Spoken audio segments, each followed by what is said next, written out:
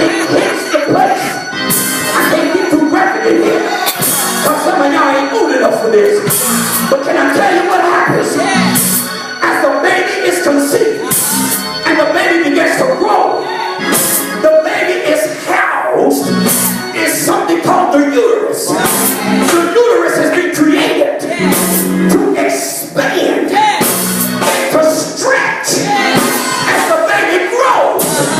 And as the baby grows, the uterus has been created to expand and to stretch.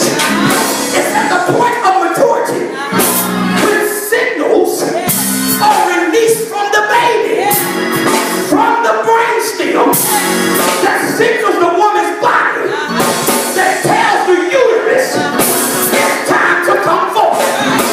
The uterus then works in the opposite direction.